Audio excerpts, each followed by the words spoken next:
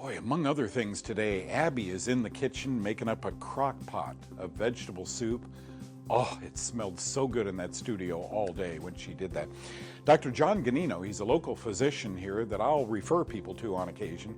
He drops in the studio and talks a little bit about estrogen, progesterone, and a whole lot of things. I mean, we just took 5-6 minutes, just went through topics like that. I think you're going to enjoy that conversation. And finally, there was a headline, Appendix removal. Why do these patients have a higher risk of Parkinson's disease? So I try and figure that out for you. Now let's think before we start. 100% of people who have their appendix removed go on antibiotics. That couldn't induce Parkinson's, could it? All that and more on today's Know the Cause. For the past 45 years, I have dedicated my life and my whole career to finding the root cause of disease. And I now know with certainty that we must play a role in our own health care. I'm a self-care advocate, and you know what? Every time you change your diet for the better, exercise, or swallow a nutritional supplement, so are you. Now welcome to Know the Cause.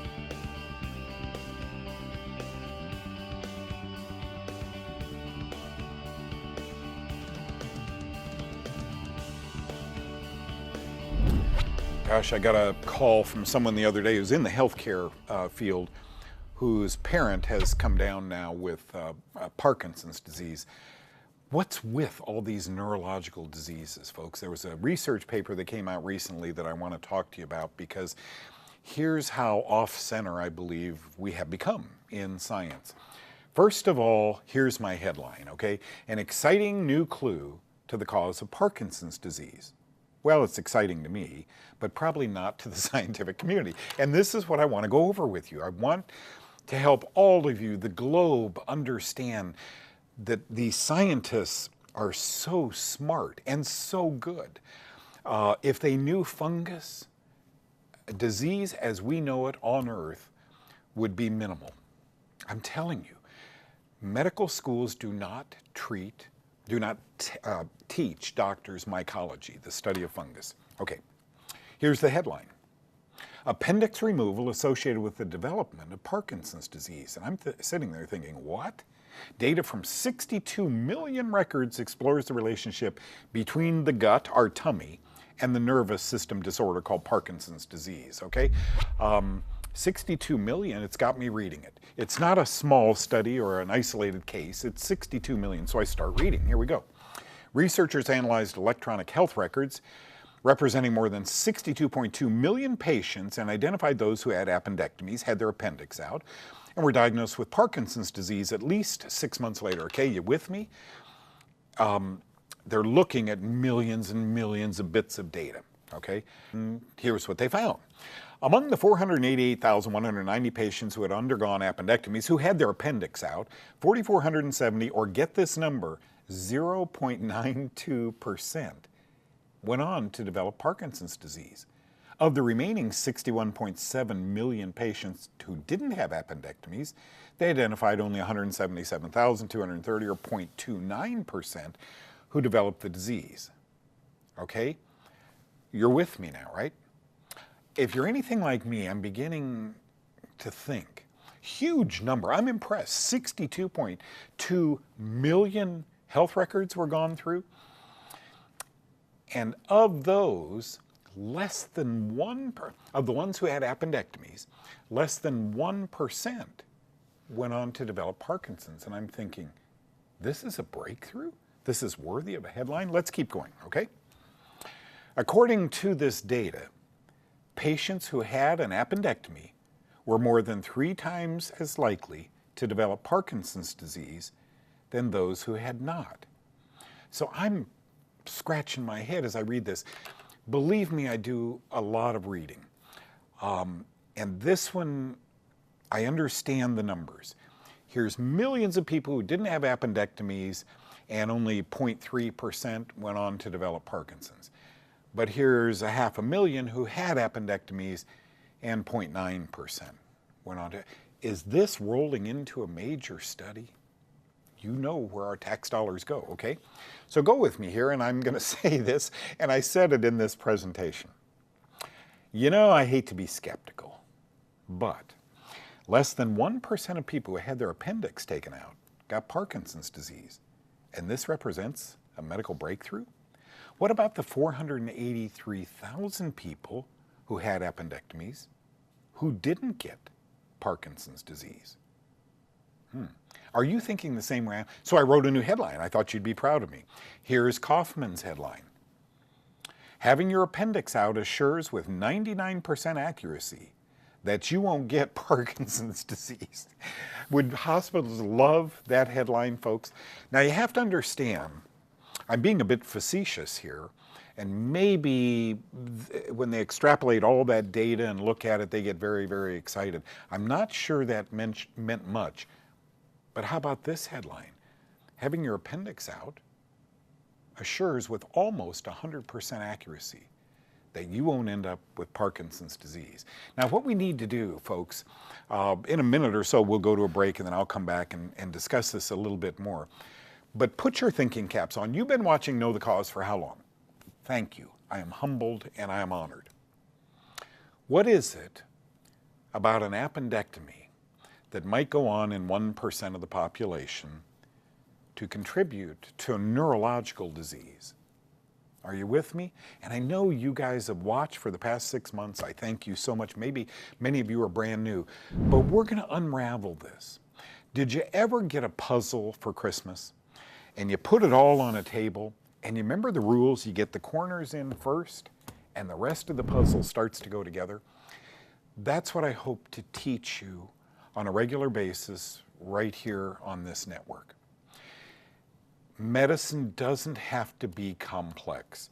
We make it complex, but it doesn't have to be that way. Think about it now. Those people had appendectomies.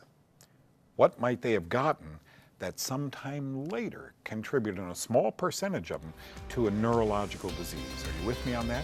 Now, when we get back, I'm going to continue this for a few more minutes and then you'll understand. Don't go away. So I know during that short break, the thinking cap was on. What could it be? Okay, let me walk you down this aisle because the information, the education you're going to get in the next 5 minutes, 6 minutes, 7 minutes, is going to be worth the wait. Why is it that a very tiny percentage of people who have their appendix taken out, less than 1%, end up somewhere down the line with Parkinson's disease? Okay, let's continue this study. Seriously, I do understand their excitement, as about 3 times as many people who get Parkinson's disease have their appendix removed. But why is that? Okay, you guys, we're going to roll up our sleeves. We're going to investigate. We're going to become the doctors on the other end of this, because here's where science goes. What is it about removal of the appendix that later causes Parkinson's? Really? And I'm a little bit more logical than that. What I ask myself is, what happened during that surgery or before that surgery that a neurological disease would be cast upon 1% of those patients? Just the way my mind thinks. So let's go down that aisle. Parkinson's disease is a disease of the nerves. So let's start with the nerves. What would be so toxic to human nerves, and how might this toxicity relate to having your appendix removed? You're with me now, right?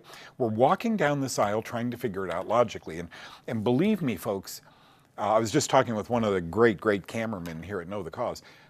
This is what I study all the time. Oh, I like old motorcycles and old cars, and I like looking at a motorcycle engine and restoring it and things like that.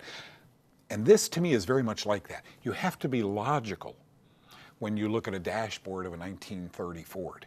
You've got to be logical when you ask yourself the question, what is it about the appendix that is protecting people from Parkinson's disease? That's going down the wrong way, in my opinion. You'll see where I'm going right now. 100% of people who have their appendix removed get antibiotics. Antibiotics are fungal poisons called mycotoxins. Antibiotics are poisonous to tiny bacteria in tiny doses, and equally poisonous or toxic to humans in much larger doses. It was in 1945 that scientists first discovered that penicillin was neurotoxic. Many other mycotoxins are also neurotoxic, and some can be found in our human food supply. I'll never forget, I had a radio show many, many years ago, and a physician called in right before I went to a break, and he said, you know, Doug, I enjoy your show, but I don't agree with you. I don't think, you know, there are neurotoxic foods in our food supply. And right before I went to the break, I said, Doc, will you do me a favor? This is going to be a 4-minute break.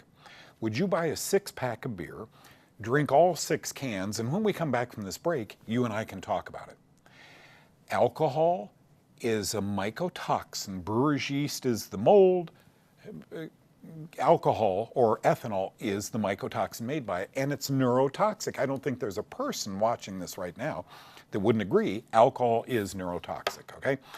So at any rate, today there are over 10,000 antibiotic substances that have been reported. Currently, antibiotics represent a multi-billion-dollar industry that continues to grow each year. This was on the website madehow.com. I thought that was kind of fascinating. So I have a new proposed headline for you, okay? It's not so much that a small percentage of people who have their appendix out end up with a neurological disease. Here's my new headline.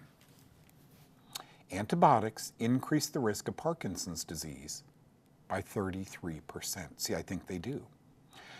What if it wasn't about the appendix at all? Could it be that antibiotics before, during, and after appendectomies or having your appendix out, or any surgery for that matter, heighten the risk for Parkinson's disease? Because I believe that's true. When I teach rooms of doctors, I did this at ACIM in Orlando, Florida, a big group of doctors about this. It's so exciting to watch them get it. You're kidding. Antibiotics can be neurotoxic, and there's thousands of them out there. Parkinson's disease and mycotoxins. This is the final graphic that I wanted to show you. It is possible. Now, this was a technical dissertation I gave to doctors. It is possible that low-dose exposure to ochratoxin A will result in earlier onset of Parkinsonians when normal age-dependent decline in striatal dopamine levels are superimposed on the mycotoxin-induced lesion. The mycotoxin, the fungal-induced lesion caused by ochratoxin A. So look down below. Ochratoxin A, or OTA, is a mycotoxin produced by several fungal species, including Aspergillus, and there's that word, Penicillium. Ochratoxin A impregnates our cereal grains, dried fruits, and shelled nuts. If you have Parkinson's disease, did you eat a lot of cereal, dried foods, peanuts? There is a cause and effect relationship I see very clearly here. But currently, medical science does not see it. It is my prayer that one day they will. Now you know.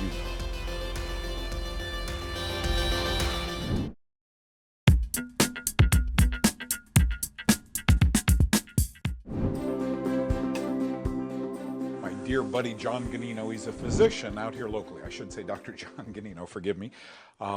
We go back quite a ways. We do. And we have referred a lot of people who suffer in Texas. Generally, these are people who run from doctor to, you're one of them, right? You all have your hands up. From doctor to doctor to doctor. Folks, Dr. Ganino really does think outside of the diagnostic box. Sometimes medications don't work. Boy, he loves naturals. Let's talk today about something that, okay, what didn't men learn from the Women's Health Initiative that was cut short in the year 2000, right? When we found that estrogen and progesterone that were given to women like candy when you'd leave the OBGYN's office, well, you all have deficiencies in this, and it'll help your libido, it'll prevent heart disease, it'll prevent breast cancer, and lo and behold, these pills were actually inducing that. So all of a sudden you see ads on TV, men want more stamina, you know, you're not what you used to be. Nobody is. You know, it's all a downhill slide, but sometimes increasing men's testosterone gives them more than just stamina in the bedroom, really helps their general health. So you're a doctor who helps men with this problem. And I pulled that to give to you, Dr. Ganino, because I thought that's amazing. There's one drug. Folks, the side effect of this, if my doctor handed me these vomiting is common. There's a great drug. Where's your heart on some of these remedies? Yeah, so first off, in our practice, treating low testosterone is elective. I have a little low T myself. I cannot imagine how I could have more energy than I do. Focus, concentration, memory, not a problem. Everything on the sexual side of the equation works well. So my approach with my own body is, if it ain't broke, you don't have to fix it. So that's number one. Secondly, at the present moment, we have 32 what I'm going to call testosterone miracles in the practice. 28 men and 4 women with low testosterone that we've normalized their testosterone either by taking them off gluten, or finding out that they had a mutation to MTHFR, the gene that codes for MTHFR, and replacing the supplements that support that enzyme, or finding out that they had heavy metal toxins and removing the toxins with chelation IV, and we've been able to normalize these people's testosterone with 0 pellets, 0 cream, 0 anything. You say 4 women. So women have much lower testosterone, just like men have much lower estrogen. Correct. Exactly right. And what happens when you get a male's testosterone back up? Because all we're seeing, you know, I'm sick of this word bedroom. All you see in all the ads, drive home from work today. You happy as you should be in the bedroom? And no, because I'm 85 years old. You know, it's just amazing the way these companies market themselves. What is something that works for men? Well, you know, if they want to use testosterone, if it is low and they want to use it, then we'll go with a topical cream or maybe an oral pill at a reasonable dose. But Doug, what I'm seeing is what I'm going to just call the greed factor. The doctor gets reimbursed more money for the more pellets they put in the patient. So we're now, again, starting to accumulate data, even from my own office now. We've got 3 women with a heart attack, 1 man with a heart attack, and a lady, patient named Donna from St. Petersburg, Florida, was in 2 weeks ago after having pellets put in, and she had 6 pulmonary emboli, okay, so 6 clots in her lungs, 3 of which had to be surgically evacuated, and her testosterone level was 635. Okay, as a reference point, my testosterone is 339. So sweet spot for female is probably 40 to 60, certainly maybe 15 to 60 is an acceptable range. We had one of our patients had a heart attack with a testosterone of just 63. And the most recent one from Beaumont, Texas, Diane, sweetheart, 3 days after they pelleted her, she presented to the office with chest pain, and she had a heart attack, and her testosterone was 286. So a little bit to get you in that happy range is a good thing, but getting out of bounds, I just wanted to really thank you, Doug, again for having me here, because I just wanted to let people know that it's not a toy and you have to be careful with it. No, you have blessed so many people. People come from California, from Florida, from Michigan, all over the place to see you. Thanks for who you are. You're welcome. We'll be right back with more.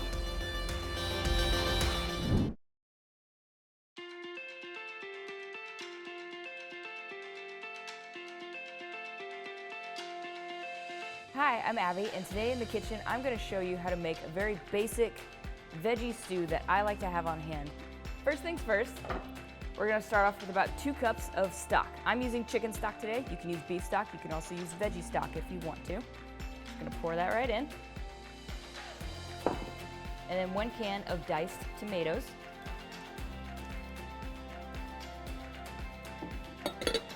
Now, we're going to add our veggies. I've got about 2 stalks of celery. All the veggies I went ahead and pre-chopped into about bite-sized pieces. They're all pretty uniform, so they all cook around the same time. We're gonna add in our celery. We've got zucchini here. And you can get the full recipe at knowthecause.com. I've got a bell pepper. I used a green bell pepper. You can use a yellow or a red or orange if you want to, or you can use half and half. I do that sometimes too. I've got about half of an onion.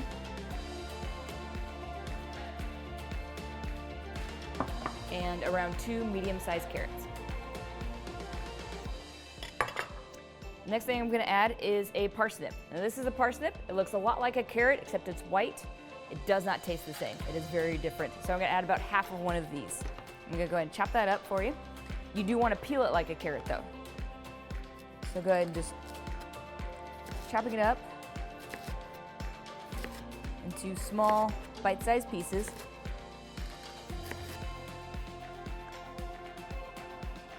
And parsnips are actually really good sources of potassium.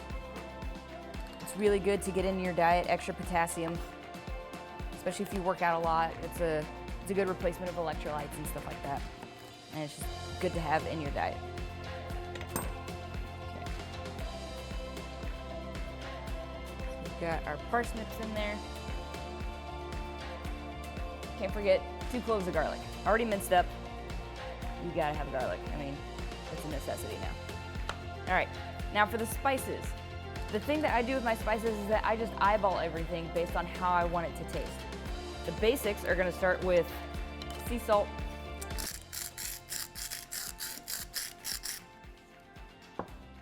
and black pepper. I like using fresh ground because you know that way there's no extra fillers in it or anything like that. You just have the peppercorns. And then I like to add different spices, like I've got paprika here. And again, I'm just eyeballing it. For full recipes and recommended ingredients list, I've got it all on knowthecause.com, so you can go there.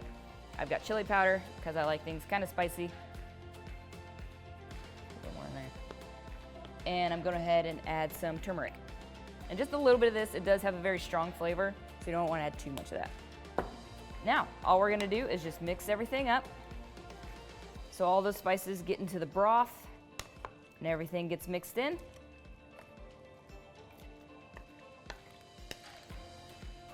This is going to come out really nice and juicy. Put the top on, and we're going to set it on high. And you're going to let that cook for around 4 hours or until all the veggies are nice and tender but still have a crispiness to it. They're not really mushy. So we'll come back in 4 hours and we'll have a taste. That was an amazing soup. It tastes so good. It's super filling on a nice cold day, or if you just want an extra set of veggies, trying to get those veggies in during the day, it's a great thing to have in your fridge. You can get the full recipe at knowthecause.com for all of the listed ingredients. Again, you can make this as your own if you want to take out some veggies or add some different veggies. It's up to you. You can make this your own soup, and I hope you have a great day.